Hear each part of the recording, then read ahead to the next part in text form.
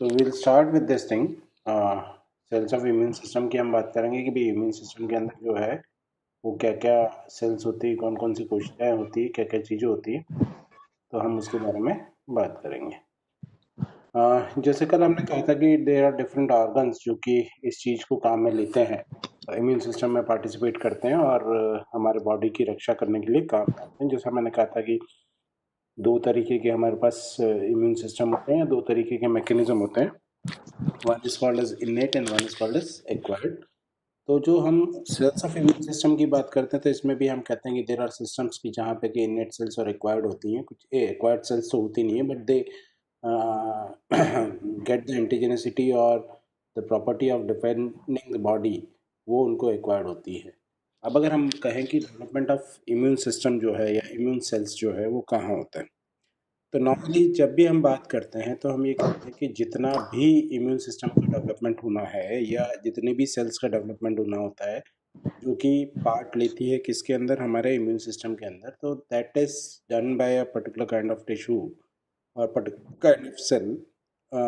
Tissue की बात कहूँ तो बॉन मैरो होता है, और सेल की बात करें तो basically that is haemopoietic stem cell होती है जो कि हमारी बॉन मैरो में पाई जाती है। वो बॉन मैरोज जो है, वो बॉन मैरो में पाई जाने वाली हीमोपोइटिक स्टेम सेल जो होती है वो क्या करती हैं कि वो अलग अलग प्रकार की कोशिकाओं को बनाती हैं। और ये जो स्टेम सेल है, basically we call them stem cell because they have a property of pluripotency. क्योंकि जब भी हम बात करते हैं कि क्या होता है स्टेम सेल, तो स्टेम सेल को हम दो मुख्य तरीके की कोशिकाओं में विभक्त करते हैं। एक वो कोशिका जिसको कि हम कहते हैं टूटी पोटेंट। टूटी पोटेंट का मतलब होता है बेटा कि वे सारी कोशिकाएं जो कि एक कोशिका से पूरा जीव या पूरा जंतु बनाने की क्षमता रखती है, दे आर कॉल्ड एज टूटी पोटेंट। नॉर्मली जब हम बात करें तो एनिमल्स में इस तरीके के बहुत कम एग्जाम्पल हैं जहाँ पे कि सेल्स जो है वो टूटी पोटेंट है। They are available with the lower invertebrates only, या up to the planaria you will find this kind of thing कि उनका एक सेल जो है या उनके शरीर का एक हिस्सा जो है वो पूरा पूरा ऑर्गेनिज्म बना लेता है।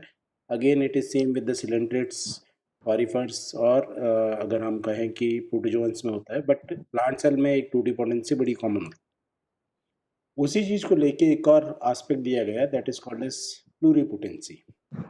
प्लूरिपोटेंसी मतलब कि कोई भी एक कोशिका, उसको अगर एक विशेष प्रकार का इंडक्शन दिया जाए या फिर विशेष प्रकार का संकेत दिया जाए, तो वह कोशिका उस विशेष संकेत के अनुरूप दूसरी कोशिका में परिवर्तित हो सकती है। जैसे अगर हम कहें कि कोशिका को, हम कहें कि भाई कोशिका को त्वचा कोशिका बननी है, तो त्वचा कोशिका बनने के लिए हम उसको एक अगर आवश्यक संकेत दें या आवश्यक रसायन दें, तो जिससे वो त्वचा कोशिका में बदल सकती है। अगर हम उसको कहें कि एल्वियोलर लंग सेल के अंदर बदलना है तो उसमें बदल सकती है, तो सेम थिंग। तो इस तरीके की जब अवस्था पाई जाती है तो दैट इज कॉल्ड एज प्लूरिपोटेंसी।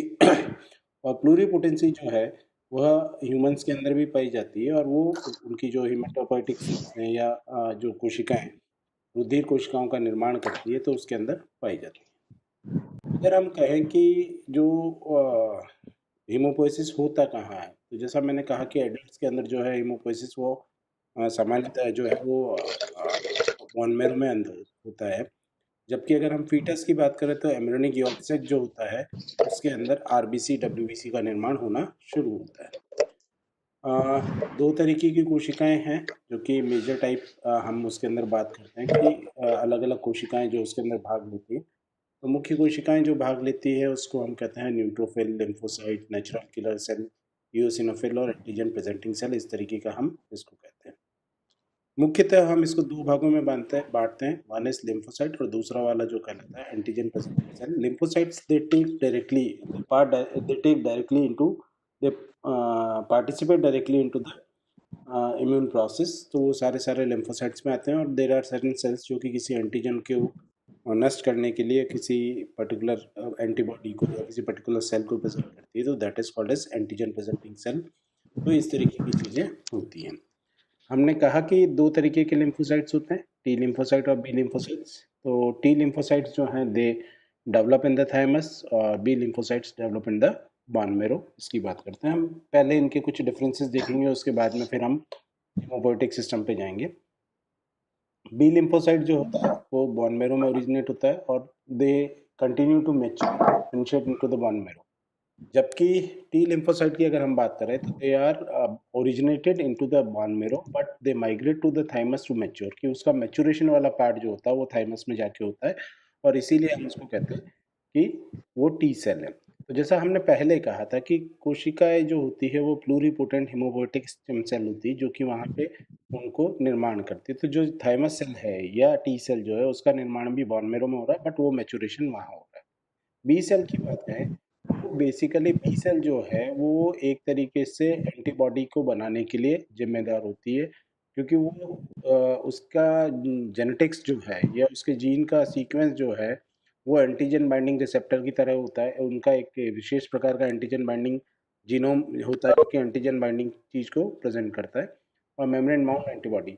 और जो टी सेल जो होती है वो एक स्पेसिफिक रिसेप्टर प्राप्त करती है, क्योंकि दो तरीके की हम बाद में देखेंगे कि there are two types of T cell, one is called as T helper cell and another is called as T cytotoxic cell. तो उनके ऊपर जो डिफरेंस आता है इन दोनों कोशिकाओं में, वो दोनों कोशिकाओं का डिफरेंस जो है उनके उपस्थित रिसेप्टर्स के कारण आता है, जिनको हम नॉर्मली सी डी रिसेप्टर्स कहते हैं। CD4 एंड CD8 स्पेशली उनके नाम हैं। तो वो CD4 और CD8 रिसेप्टर्स की जब हम बात करेंगे तो वो टी सेल के जो है डिफरेंशिएशन की बात करते हैं। दूसरा अगला अंतर अगर हम देखें तो जो बी सेल जो होती है जो किसी भी एंटीजन के संपर्क में नहीं आती, किसी भी प्रकार के एंटीजन के संपर्क में नहीं आती, तो ऐसी बी सेल को हम कहते हैं नवी बी सेल, या एकदम नई प्रकार की जो कि किसी भी प्रकार के एंटीजन के संपर्क में नहीं आती। और जब वो किसी एंटीजन के संपर्क में आ जाती है तो दैट फॉर्म्स और that converts into a particular kind of cell which is called as effector cell. और उस इफेक्टर सेल के बाद में मेमोरी सेल, और मेमोरी सेल के बाद में प्लाज्मा सेल जो है वो बनती है।